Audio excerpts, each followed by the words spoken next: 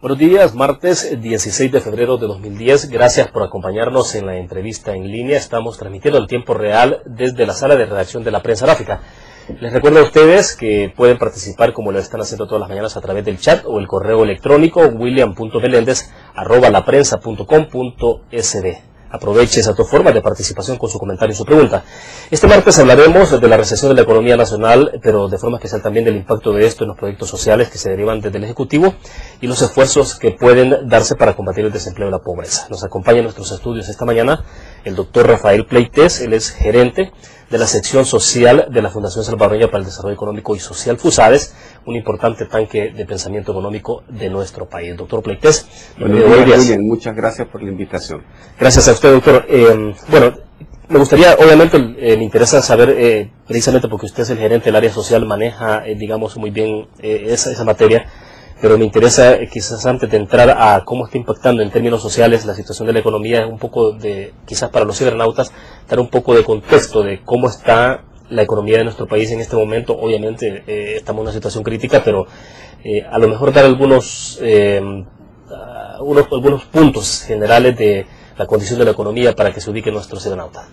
Sí, el año 2009 en El Salvador estuvo marcada por dos profundas crisis, la económica y la de inseguridad. En términos económicos, el crecimiento estimado es de menos 3.3% del PIB para el 2009. A diciembre llevábamos 17 meses en recesión y todo apunta a que enero continúa en esa tendencia, lo cual nos llevaría a un año y medio en recesión económica. Sí hemos notado que en el último trimestre esa caída de la actividad económica se ha desacelerado, es más suave. Todos los indicadores económicos externos marcan una reducción importante. Las exportaciones disminuyeron como en un 16%, las importaciones en 25%, muy importante. Las remesas disminuyeron en el 2009 en 323 millones y el último dato que tenemos de enero todavía marca esa tendencia de caída, 16 millones menos con respecto a enero 2010 con respecto a enero 2009, y eso afecta directamente a la familia salvadoreña. Bueno, sí me interesa que hagamos un apartado especial sobre el tema de remesas por la relación directa que tenemos con los compatriotas que están allá, bueno, y la dependencia de nuestro país. Pero usted hacía referencia entonces a enero. En enero dice se mantiene una tendencia similar al último trimestre del año pasado. ¿Eso ¿qué les está indicando? Es decir, ¿será que el año puede seguir evolucionando de la misma forma o no precisamente, digamos, porque enero está dando sus indicadores, podemos cerrar un año bastante complicado? El momento actual está marcado por la incertidumbre. Esa es lo que está caracterizando este momento. ¿Qué va a pasar hacia el futuro? Difícil predecirlo en este momento, pero hay una oportunidad.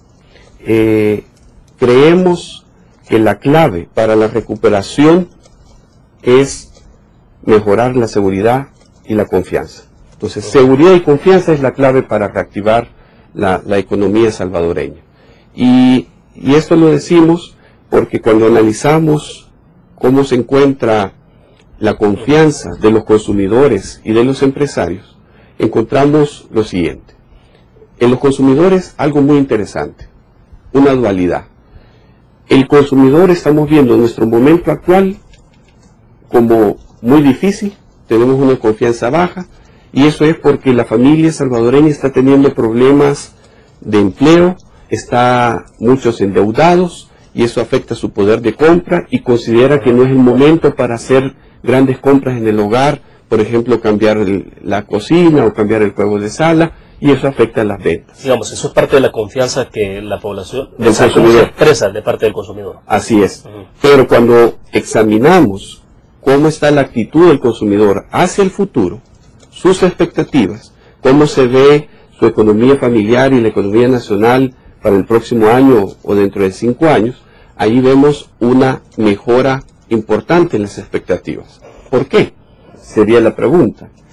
Dos razones, creo yo. Primero, porque estamos en un momento de crisis y difícilmente podemos imaginarnos que dentro de 1 año o 5 años vamos a estar peor que en este momento. ¿Ya tocamos fondo? Es decir, se puede pensar que se tocó fondo, entonces ya no... El consumidor, repito, él ve su año actual, el momento actual, y dice, difícilmente voy a estar dentro de 5 años o un año, tiene la esperanza que no va a estar peor que en este momento. Lo segundo es que el consumidor cree que el gobierno puede contribuir a mejorar estas condiciones, y aquí el gobierno tiene una oportunidad de enviarles señales que alimenten esas expectativas y que con el paso del tiempo mejore también las condiciones del consumidor. Bueno, debo hacer una pausa, doctor, pero cuando regresemos usted habló de seguridad y confianza. ¿Quiénes deben de ser los principales protagonistas en generar esas dos claves, la seguridad y la confianza? ¿El Ejecutivo, los sectores privados, el sector empresarial? Cuando regresemos entonces nos explica eso. Vámonos.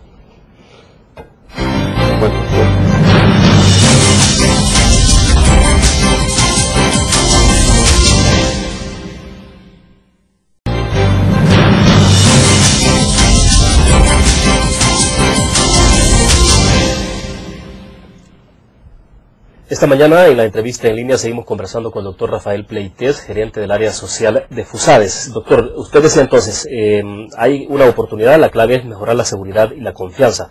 Bueno, no sé, me da la impresión de que el tema de seguridad es como el más difícil hoy por hoy, pues estamos registrando 13 homicidios diarios y una situación bastante generalizada de inseguridad en todo el país.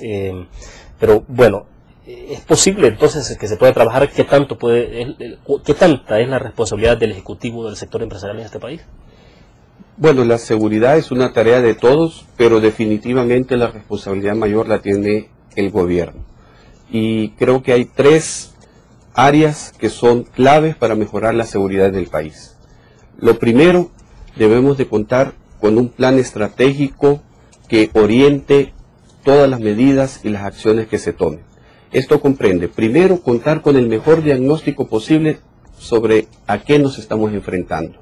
Y aquí FUSADES ha venido insistiendo en la necesidad de tener una mejor gestión de las estadísticas criminales y de la información. Pongo 2 ejemplos.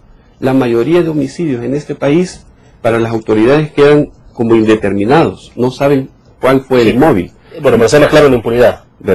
Y bueno, ese es otro punto, pero el primero es el conocimiento de quién lo cometió, para tener pauta de las medidas que pueden ser más efectivas. Claro. Lo otro, tenemos que en el año 2009 hubo un repunte, una escalada de los homicidios que creció en 37% el 2009 con respecto al 2008, y es obvio que eso no se puede explicar por factores estructurales. La pregunta es, ¿qué lo explica?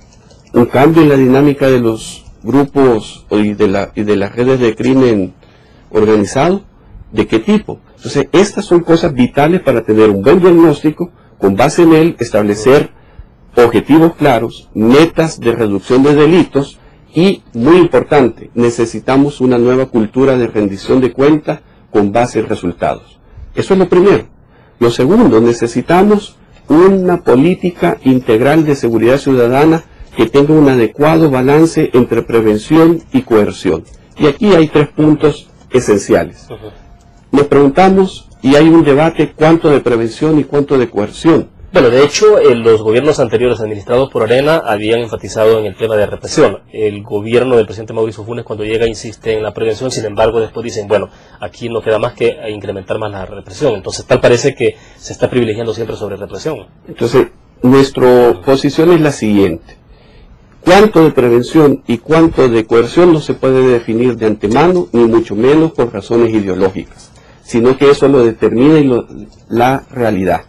Hay colonias, hay áreas en este país que están prácticamente dominadas por la presencia de pandillas y otros grupos, que allí en un primer momento tiene que haber más coerción, mientras que hay otras áreas donde se puede hacer un mayor trabajo de prevención.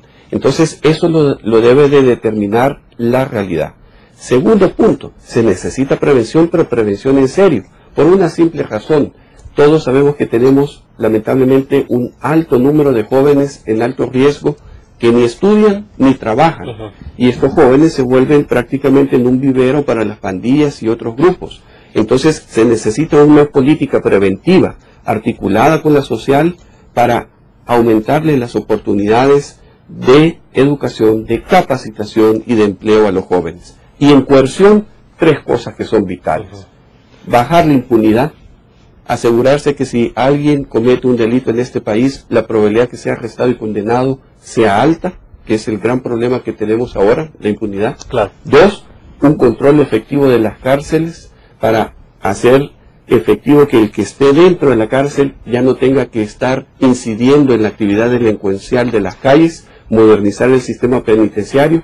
Y 3, muy importante, si el crimen organizado está avanzando y tiene mayor presencia, debemos de asegurarnos que el Estado tiene los instrumentos legales y técnicos adecuados para disuadir y para castigar a esos grupos. Claro. Ahora, pero está claro entonces que obviamente en todo esto participan muchos sectores. Los 3 órganos del Estado tienen que estar participando activamente, porque de momento se atribuye mucho la responsabilidad del Ejecutivo, al gobierno que preside Mauricio Funes. Pero recientemente el presidente decía también, bueno, es que el narcotráfico, por ejemplo, ha infiltrado diferentes áreas en el gobierno, y sobre todo, bueno, en el área judicial no escapa de esto, decía. Entonces, pero los otros actores también están haciendo su papel. La política de seguridad ciudadana debe ser una política de Estado, y en ese sentido involucra a los 3 órganos, y uno de las debilidades, un talón de Aquiles que hemos tenido, es precisamente la descoordinación entre los diferentes órganos y actores principales. Léase policía, fiscalía y sistema judicial. Entonces es vital mejorar esa coordinación, porque esta política requiere de todos estos órganos. Bueno, vamos en este momento a una pequeña pausa. Cuando regresemos hay una inquietud de un cibernauta que pregunta sobre el tema de la dolarización, si eso ha beneficiado al país. Me gustaría escuchar su opinión sobre el punto y después hablar entonces del impacto que todo esto está teniendo, digamos, en medio de una crisis que tiene el país económica, también la situación de inseguridad jurídica e inseguridad pública, cómo impacta entonces en la evolución social del país. Ya volvemos.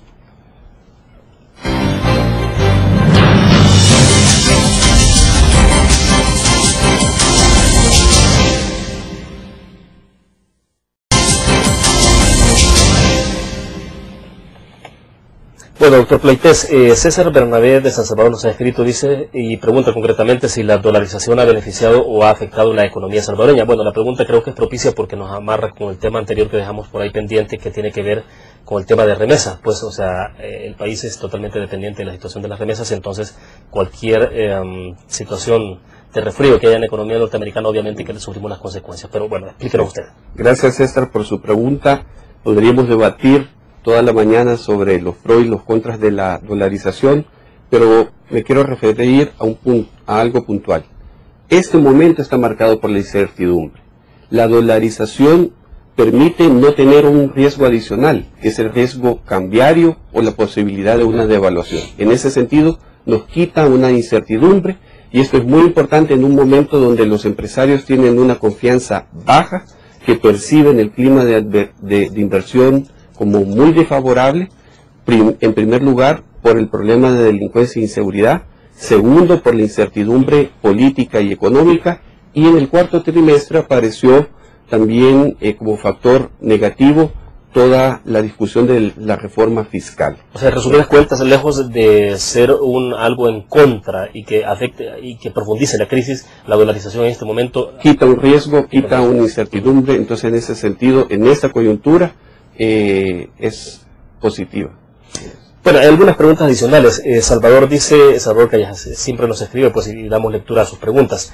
Tiene 3 preguntas. Una es: ¿qué puede hacer el gobierno central para reducir la criminalidad en El Salvador de acuerdo a Jusades? Creo que ya hizo usted de alguna forma referencia a esto.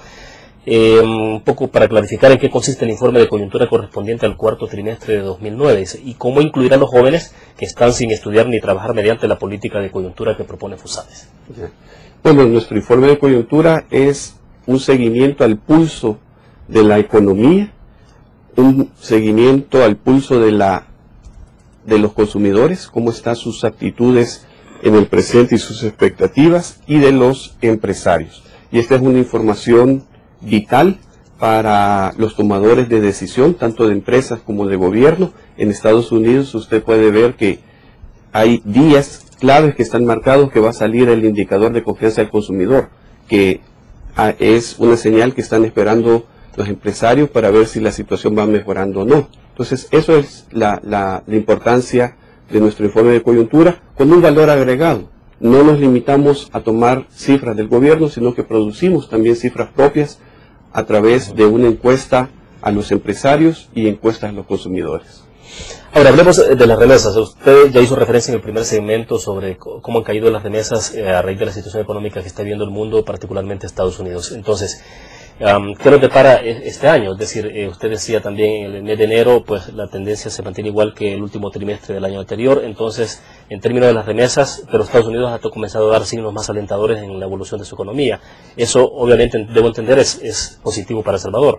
Bueno, el dato de enero, según fuente el Banco Central de Reserva, comparando enero 2010, enero 2009, las remesas cayeron en 6.5%, aproximadamente 16 millones.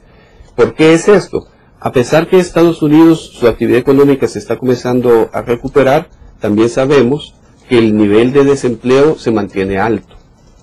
Y especialmente esto afecta a los latinos y afecta a sectores particulares como construcción. Por el área en la que ellos se desenvuelven. Así es. Entonces, por lo tanto, es de esperar de que a pesar de estos primeros signos de recuperación de la actividad económica de Estados Unidos, va a tardar unos meses en poder ver un cambio en ese envío de remesas. Y esto tiene un impacto muy importante a nivel macro en El Salvador, porque las remesas ayudan a aumentar el consumo, pero sobre todo en las familias.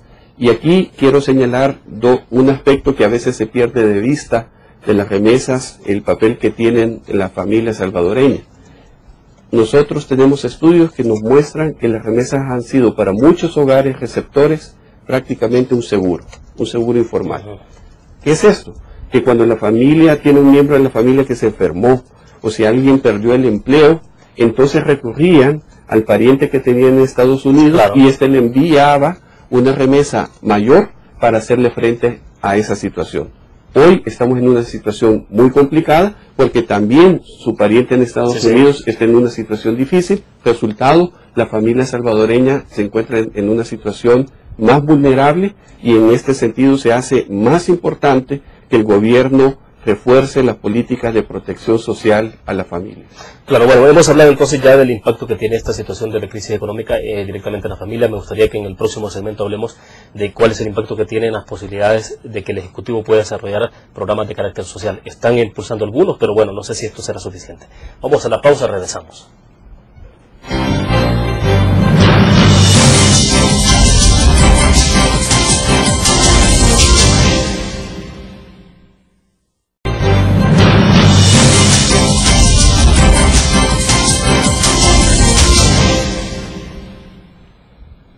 Bueno, quiero ir evacuando algunos comentarios o preguntas que hacen los cibernautas.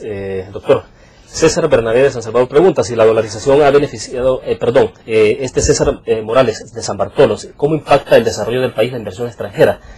Quisiera que me explicara esto porque, bueno, a lo mejor habría que saber si ustedes tienen indicadores luego de la toma de posesión del nuevo gobierno también, si ha afectado esto la inversión o todo tiene que ver exclusivamente con una situación de economía a nivel mundial. Gracias, César, por su pregunta. La inversión en general el año pasado se vio afectada por el clima de inversión adverso. La inversión privada nosotros hemos estimado que cayó en un 20%, y es que los inversionistas, una de las primeras cosas que demandan es seguridad física y seguridad jurídica, tener reglas claras. Y acá El Salvador tiene mucho que mejorar, obviamente, en estas dos áreas. Y el otro elemento que es crucial, el inversionista busca una mano de obra calificada, y por eso en FUSADES hemos dicho que una apuesta estratégica para el desarrollo de El Salvador es fortalecer la calidad de la educación, para podernos insertar en una economía del conocimiento. ¿Por qué eligen a veces a Costa Rica algunas empresas internacionales? No solo por los términos de seguridad, sino también porque cuentan con una mano de obra más calificada. Por ejemplo, que el tema de tecnología es muy importante, ¿no? Así es, definitivamente. Bueno, a ver entonces, explíquenos, doctor, en el caso del Ejecutivo, ¿cómo han visto ustedes desde FUSADES el impacto que está teniendo la crisis para el Ejecutivo, sobre todo en lo que tiene que ver con la inversión en el tema social? Hay proyectos que se han visto que se han impulsado y que fueron promesas de campaña del actual gobierno, por ejemplo, que tiene que ver con la entrega de los paquetes escolares y otras cosas más que se han visto por ahí, pero no sé, o sea, ¿qué tanto podría haber impactado esta situación? La familia salvadoreña hoy se encuentra en una situación más vulnerable y por lo tanto es crítico la respuesta del gobierno.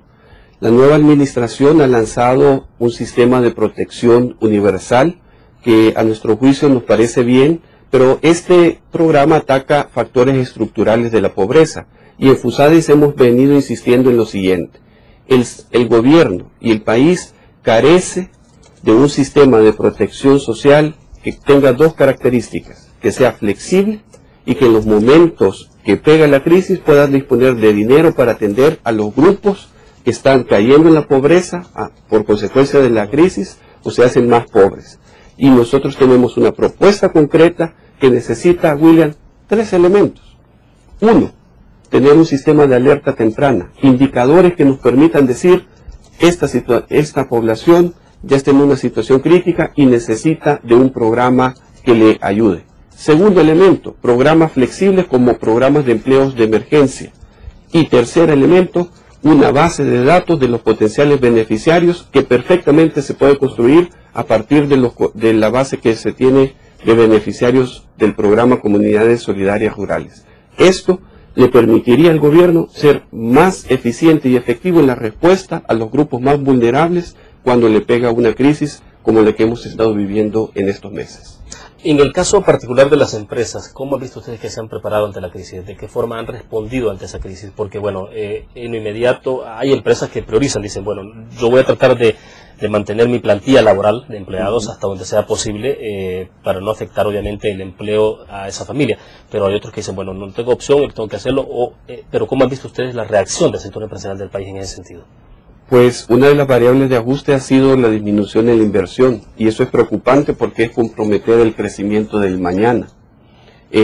FUSADES llevamos un indicador de cómo invierten las empresas desde 1989, William, y los niveles que alcanzó ese indicador a finales del año pasado son los más bajos en los 20 años que llevamos de registro de este indicador. Eso es preocupante. Por eso es que volvemos a insistir. La clave para la recuperación es seguridad y confianza. Para que se recupere la inversión privada necesitamos mejorar el clima de inversión y eso pasa por recuperar la confianza. Bueno, vamos a la pausa. Cuando regresemos quiero que hablemos un poco también, no sé si usted, aunque usted está en el área social, pero si maneja el tema que tiene que ver con el observatorio judicial. Algunos, me imagino que maneja algunos casos digamos, datos específicos. Vamos a la pausa, regresamos con la entrevista en línea.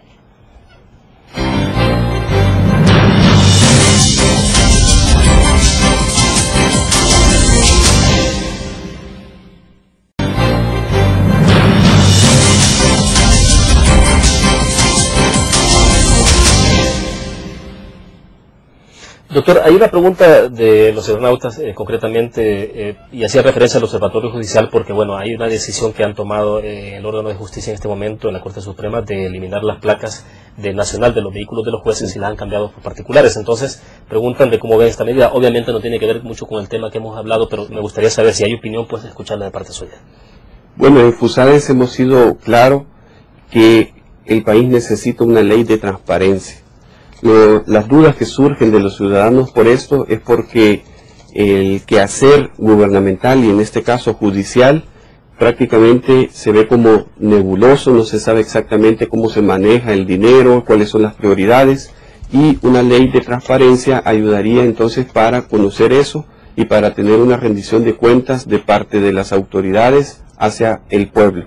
De hecho, FUSADES junto con un grupo promotor está desde hace meses tratando de que la Asamblea Legislativa apruebe esta pieza tan importante para el desarrollo del país. Ahora, hay como algunas lecturas que uno puede hacer de la decisión que puede estar tomando la Corte Suprema de Justicia, porque por un lado dice, bueno, efectivamente la situación de inseguridad es tan alarmante que los jueces tienen que protegerse, pero por la otra denota también obviamente la incapacidad que hay para enfrentar la situación de inseguridad, tanto que ahora entonces los jueces deben recurrir a ese tipo de medidas extremas, que quizás no deben de ser las más transparentes, en tanto lo que uno esperaría es que los funcionarios anden vehículos nacionales con placas nacionales.